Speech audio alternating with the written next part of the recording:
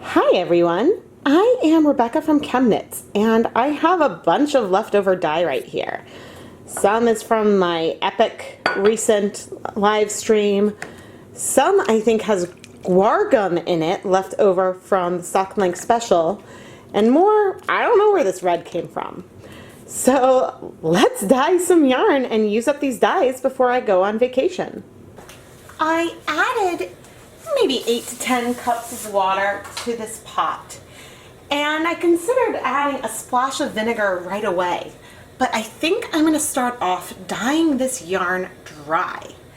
It's possible some of these dyes have some citric acid in them.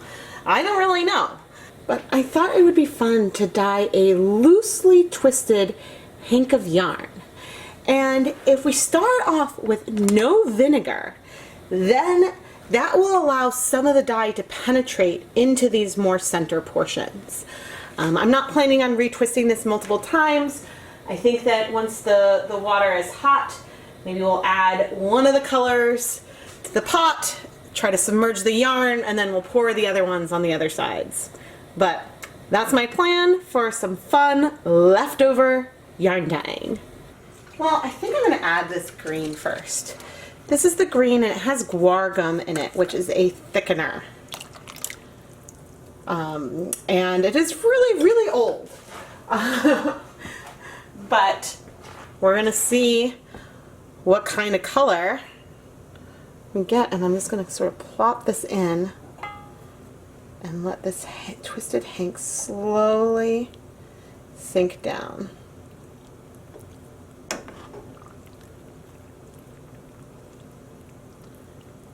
Alright. And again, there's no vinegar in here yet. There might be some acid in this red I am about to add, but to be honest, I don't really know what is in here.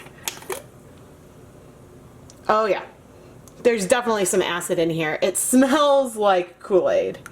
So I'm going to add this to one side. We will probably get some browns. But given that all the acid is on that side, I think that we could still get some really cool color penetrations. Adding this leftover blue to the other, and I'm curious how these might spread through, how they might strike, but I'm going to let this all sit in this low heat for 5 minutes, and then I'll add some more vinegar to the pot. I filmed a time lapse just in case, but I just deleted it because the colors really haven't spread too much towards the center, which I think is actually really, really cool. So now I am going to go ahead and add some vinegar. And I'm going to add a splash on one side, a splash on the other, and a little splash on the middle. This acid is still unevenly applied to the yarn, but I would estimate that I added maybe, I don't know, between 2 and 4 tablespoons total. The 5 minutes have passed, and okay, I just see a bit of a pale blue there, and a little bit more of that red. There's definitely still some color on either side, but I am seeing some really fun uneven tones. I am going to go ahead, I think, and, well, I guess it's on low heat. I'm going to let this sit in low heat for another 10 minutes, and then we'll come back and check one more time. After 10 minutes, the water is almost completely clear. You can see a tinge of color on the two sides, but that's about it. At this stage, I am going to go ahead and turn off the pot, but I'm going to let the yarn cool in the dye pot a little bit, maybe soak up a little more color. I ended up leaving the yarn in the pot overnight, which was longer than necessary, but certainly it cooled completely while in the pot. I just placed it in this wash basin and now we can unwrap it. Ooh, oh, first I guess let's look at the bottom. Ooh, the bottom of the twist is where all that red went, and you can see this darker green from those blues. And there is still some white, but we did get Really nice color coverage, actually.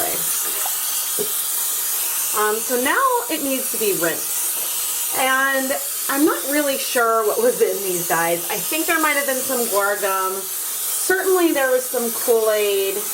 And there is, you know, the vinegar as well. I'm expecting, and it looks like all of the color is staying in the yarn, but I still want to wash it, rinse it a few times to remove any guar gum and, well, there's not sugar, but other stuff that's in the yarn. So I'm just using some clear dish soap to rinse this out. And the water, there's no color in the water. The water is a little translucent, which is something that I find, especially with Kool-Aid and some other like beverages and stuff. So I'm going to go ahead and rinse this a couple times, and then we will hang up the yarn to dry. Here is the finished dry yarn. We have a stunning non-repeating colorway with multiple shades of green, some brick red that almost goes to a deep maroon, and small patches of white.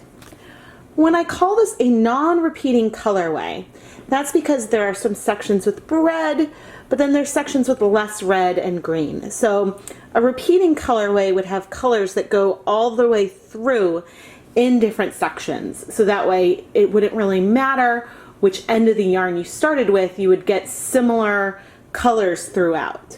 But when you're doing some of these space dyeing techniques, you can get a less balanced yarn, which is still lovely and gorgeous and fun to play with. It's just, if you were to turn this into, say, 2 mittens, they might look slightly different.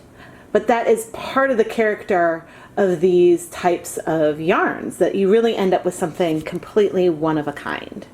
I was really impressed how much the different colors stayed in their various sides of the pot. Since this is 100% wool, sometimes the colors tend to be able to move through it a little bit easier than, say, a superwash yarn where colors strike really quickly.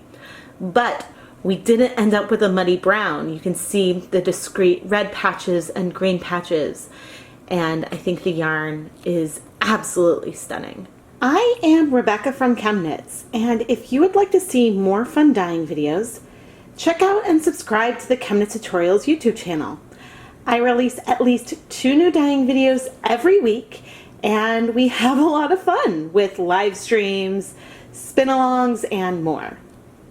If you are interested in supporting ChemKnits on a more personal level, check out the ChemKnits Patreon. You can find a link in the video description.